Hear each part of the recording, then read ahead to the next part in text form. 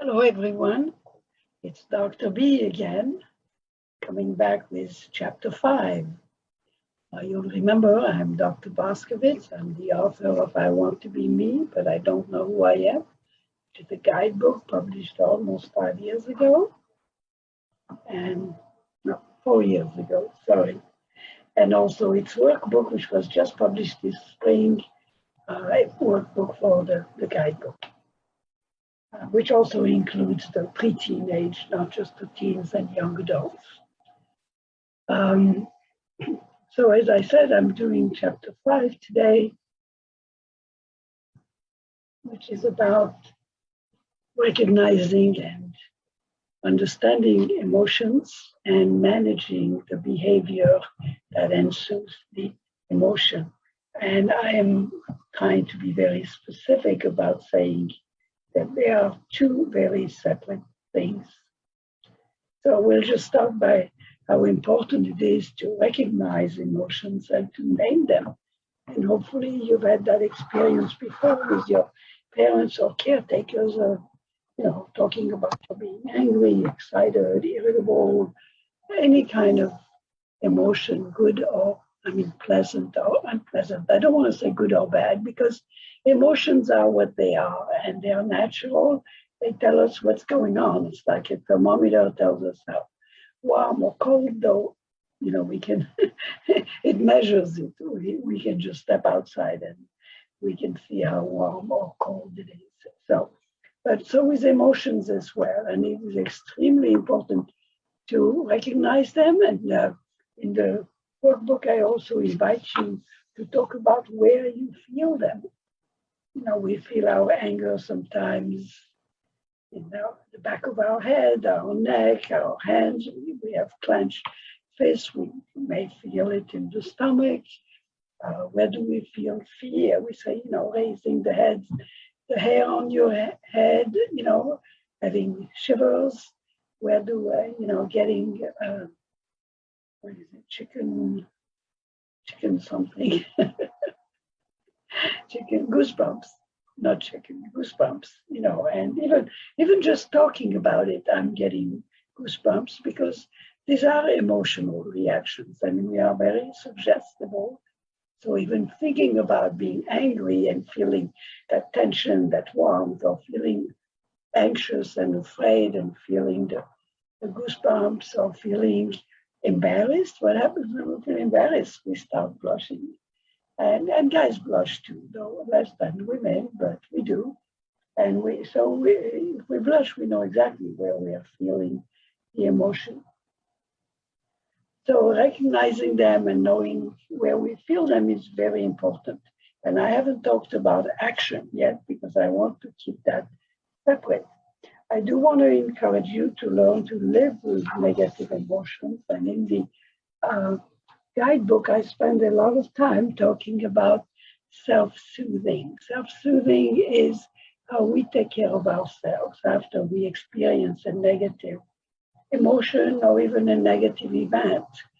This is extremely important. And what does it mean? It means that we do things to take care of ourselves, things that bring us pleasure or peace, or sometimes distraction or pushing it out of our mind, which is not so healthy, but which many of us do. So let's just take them one at a time. A healing and positive way to self-soothe would be to go off by yourself, go for a walk, go climb a tree. I had a young client who would do that. Go running, listen to music, maybe journal about what happened, trying to get it off our chest. So there are many ways to self-soothe. Some people like to throw around a basketball. I tend to go swimming. In the water, everything just kind of feels okay. And maybe it's a return to the womb. I just thought of that, where we were at peace and comfortable. But usually it's not warm water, it's cold water. But some people take a shower or a bath and really just give themselves that space to be back in the womb, to be nurturing themselves. It's very important. some not so positive ways is to do things to distract from the pain. And the reason it's not positive, it's because it doesn't really take the pain away, it just disguises it. So spending a lot of time with video games to distract yourself is not that helpful, though it can be in the beginning a way to just give yourself that space. And in that way, it's very helpful. Now, of course, going into alcohol or drugs is not helpful, not because it doesn't help you relax, but because it usually brings problems of its own, which make things much worse. So those are not really helpful and advisable. And yet, realistically speaking, a lot of grown-ups and even teens do use alcohol to relax, to have a drink after work, to just kind of go off to a bar, just to kind of bring that emotion and that stress down. So it is, and it's socially acceptable.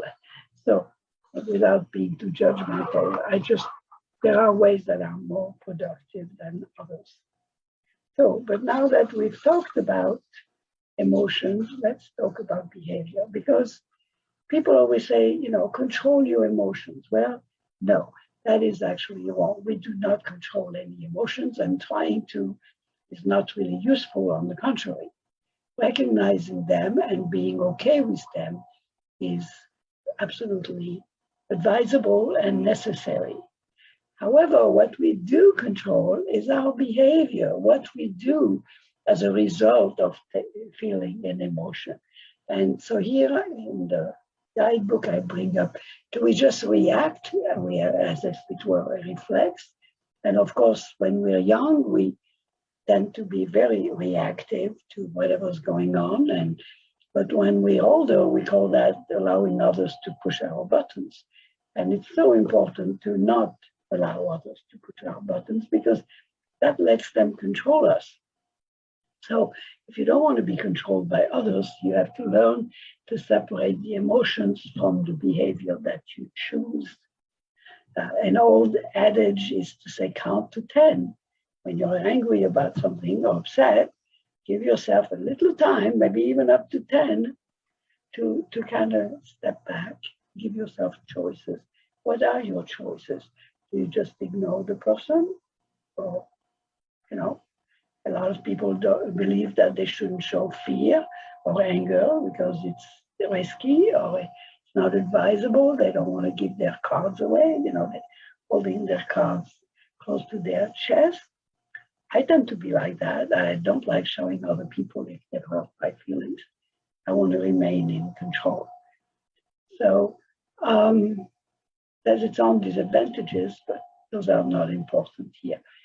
Well, maybe they are. Sometimes people realize, oh, well, if you don't mind my saying that, then I can just keep going, which of course is not what I want. So how to put a stop to other people's misbehavior, how to choose our own behavior, and I could walk away, I could just shrug my shoulders, I could make comments like, hey, what's that about? And which puts it back in the other person's corner. So what you decide to do, how you decide to manage your behavior in response to outside things is extremely important.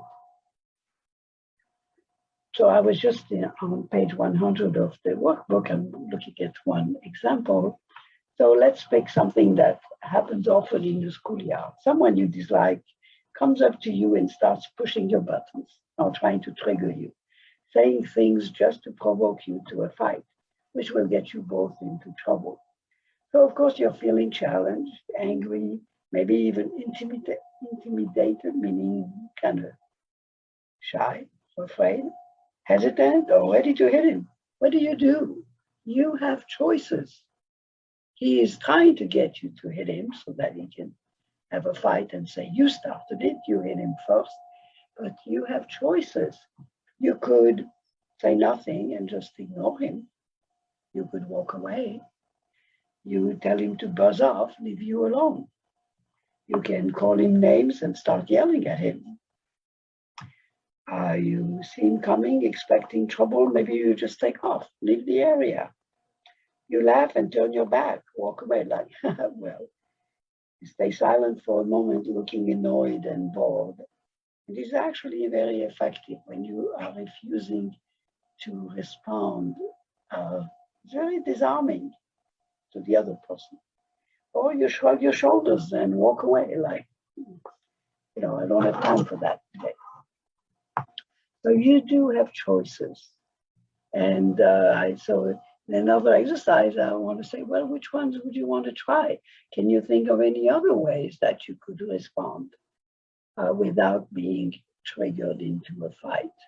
Of course, it is your choice. If you want to hit him and have a fight, that is, of course, your choice. Remember, this is the book about taking responsibility. So, but part of taking responsibility is choosing. If you want to choose a fight, that's your choice. It's okay. Just be aware of consequences. They may be worth it, or they may not. So in the little bit further in this chapter, I talk about the do-over exercises and the reason for this is because we constantly have things that happen that we react to sometimes, or take a deliberate action, but which we are not too happy with. We wish we had said something different. We wish we had done something different. So I'm inviting you to think of something uncomfortable that happened. And, how did you feel? How did you react? Did you just react, or did you actually choose a response? Why? What were your goals then? What are your long-term goals? It's important to keep in mind. Let's say you're in the yard in that previous example, and next period you have a class presentation that you're doing. You don't want to get distracted from that. So that one, maybe just to walk away and focus on what's on your mind, being ready for that presentation. So that might certainly influence your choice. So, and then what were the consequences of what you did do? And then in the do-over part, I said, well, so what do you think about what you did do? Are you happy with it, or are you not? What else could you have done? What do you wish you had done? And I actually have a do-over questionnaire available on the website that you can just download, because really, and even if you don't write the answers down, just thinking about them, being aware of them, really goes a very long way. They are not exercises meant to be always written down, but they are guiding your thinking. So, and of course, whether you write things down or not is always your choice. It is your choice. And I want to emphasize that this is an ongoing lesson to learn how to respond to emotions, how to behave with other people. There are always small incidents or not so small incidents, and where we hopefully choose what we want to do. And we don't always choose. Sometimes we just react, and then we have thoughts about it later. And maybe even a black eye as well, from my example. So I want to say that for adults, the adults that don't let others push their buttons, that always seem to be in control of the situation, even when it's negative, or even particularly when it's negative, are the ones who have the power. So this is a skill that's well worth learning and rehearsing and rehearsing and rehearsing some more, because I think it takes a lifetime or close to it. So as I've said many times, in adolescence, the teen years is the time to start learning these skills. And you have your whole life to perfect them. So I look forward to the next chapter very soon. Thank you. Bye-bye.